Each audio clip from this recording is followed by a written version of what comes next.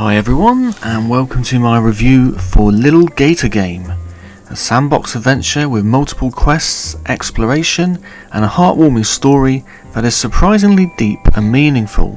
Sit back, relax, and let me tell you why LIL GATOR game should be high on your list of games to get, especially if you enjoy a relaxed, cute, and charming quest-based experience. LIL GATOR just wants to play and dreams of being the local hero in his latest adventure.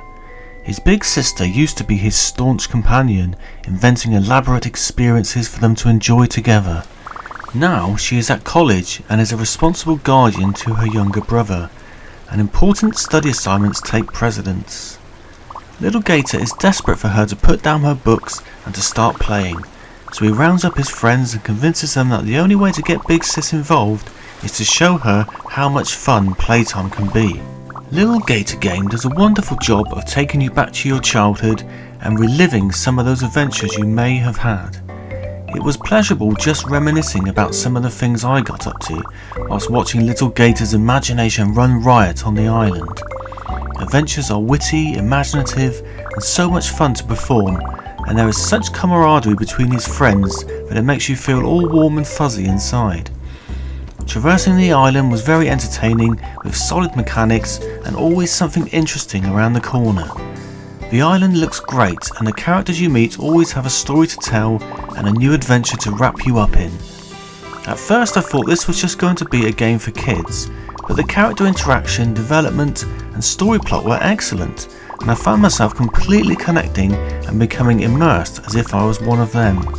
LIL GATOR wants to show his sister how much fun playtime can be, and goes about inventing games and adventures which, as the local hero, he must embark on. His friends have kindly placed cardboard cutouts of monsters around the island to smash up, which will earn him pretend currency to spend on gadgets and restoration projects. Along the way he will bump into various characters who will have a quest or a challenge for him to complete.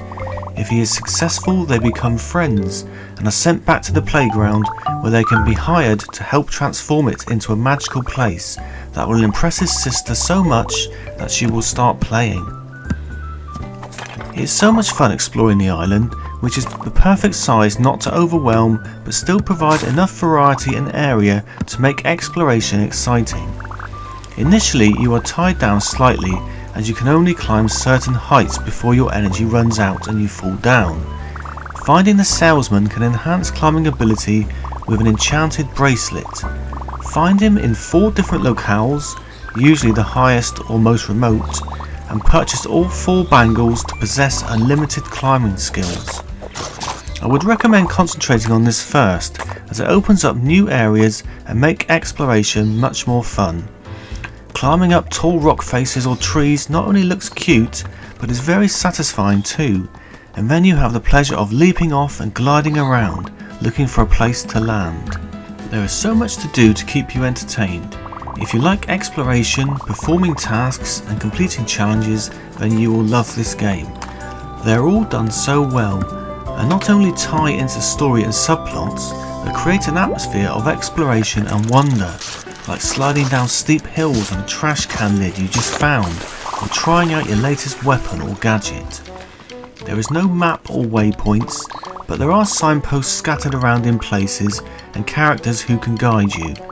There are obvious landmarks which you can see from a distance that can help with orientation, but a little memory is required to navigate confidently. To be honest, it's so much fun trying to discover cardboard enemies, pots to smash, treasure chests to open, or characters to locate, that I was just happy climbing trees, rock faces and gliding around without worrying where I was. It's very easy to get lost in events and just travel around enjoying yourself, which is what being a kid is all about. If you're after the achievements, then finding all items and characters on the island is important, but there are gadgets which help you do this later in the game. The achievements are super fun to get. You probably remember friends from your childhood, and perhaps are still friends with some now. Often you give each other nicknames, and each one had a different personality, and you remember them for different reasons. There's actually quite an interesting social scene in this game. Characters are worried about whether they are cool enough or popular enough, concerns about relationships and confidence, and a wonderful story about siblings. The dialogues are cleverly written and they brought back so many memories of my childhood because imagination is a universal language and the antics that they were getting up to weren't too far away from what I was doing when I was that age. The writing is kept quite short, punchy and hilariously juvenile in places, but there is such a strong sense of friendship, mischief and wholesome fun.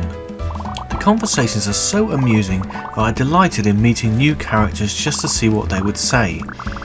Tasks are not just fetch quests or mundane and irrelevant. Somehow they add layers upon layer of background to characters, and you start to bond with them and learn about their interests. It makes completing tasks important because you want to see them open a pretend restaurant or help repair a broken relationship, for example. The driving force behind the game is the relationship between little Gator and his big sister, and it is a sentimental and heartwarming story which was paced excellently and genuinely moving. Where would a budding hero be without inventory?